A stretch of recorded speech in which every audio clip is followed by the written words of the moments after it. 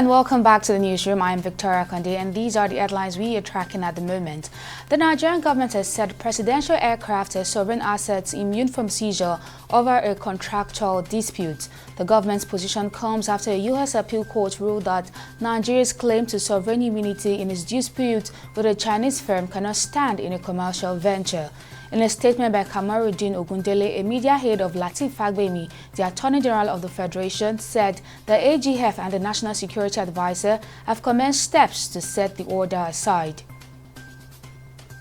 Now, President Bola Tinubu is set to lead a Nigerian delegation to China to revive funding for the fourth legacy road project, the Akangwa-Jos Bauchi-Gombe Road, using the engineering, procurement, and construction plus finance model. Minister of Works David Umahi hinted at this during the courtesy visit to Bauchi State Governor Bala Mohammed while on a working tour of road projects in the northwest and northeast zones. And the Federal High Court sitting in Lagos has ordered interim forfeiture of $2.04 million and 7 properties linked to the embattled former Governor of Central Bank of Nigeria, Godwin Emefiele. Justice Akintayo Aluko made the order following an application by the Economic and Financial Crimes Commission investigating alleged fraudulent activities linked to Emefiele. The properties in question include primary estates in Lekki and Ikoyi, Lagos, as well as a large industrial complex under construction in Agbo, Delta State. The National Drug Law Enforcement Agency says 3 drug kingpins and 16 other offenders have been convicted and sentenced to a total of 302 years in prison. NDLEA spokesman Femi Babafemi, in a statement on Friday, said they were sentenced for trafficking and dealing in illicit drugs.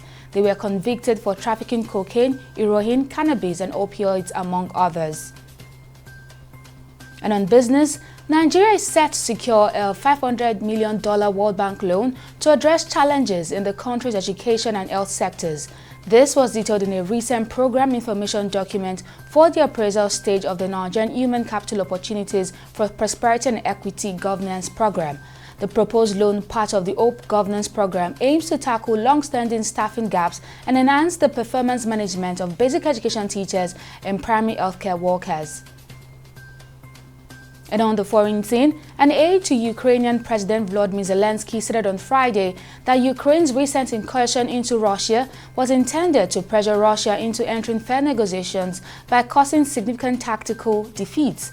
Presidential aide Mykhailo Podolyak said the military actions in Russia's Kursk region were a deliberate effort to encourage Russia to engage in a just negotiation process.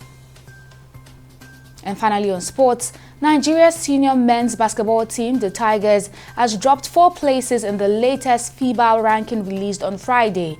The journalist reports that the Tigers slumped from 39th position to 42nd position in the world ranking.